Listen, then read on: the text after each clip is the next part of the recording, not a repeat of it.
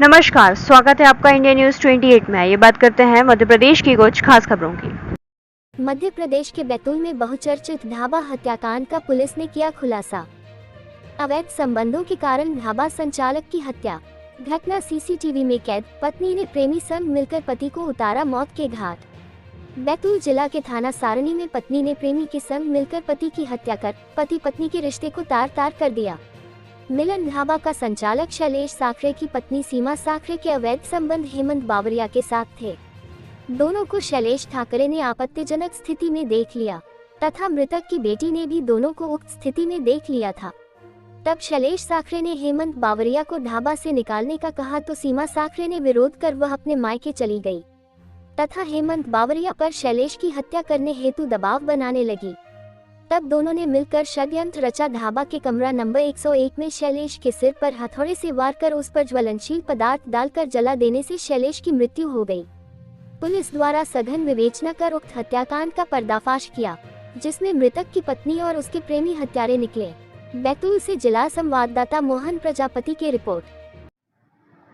बगडोना के छतरपुर चौक पर स्थित मिलन ढाबे में 1 फरवरी को हत्याकांड हुआ था। यहाँ पर ढाबा संचालक का शव अपने ही कमरे में जला हुआ अवस्था में मिला था।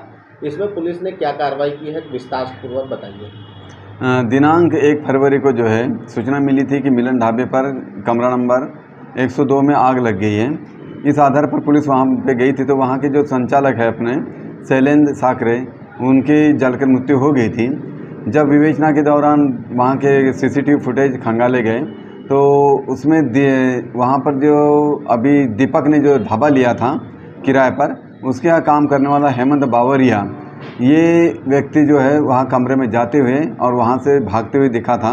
इसी आधार पर जब इसको आगे बढ़ाया गया तो यह पता चला कि जो मृतक है शैलेंद्र साखरे, इसकी पत्नी हेमंत, उसकी पत्नी जो सीमा थी, उसके हेमंत बावरिया से प्रेम संबंध थे और दोनों के प्रेम संबंध के बीच में ये कहीं न कहीं एक उनको कांटा नज़र आ रहा था। तो सबसे पहले तो इनको हटाने के लिए इन्होंने नशा मुक्ति केंद्र में नवंबर में भेज दिया था।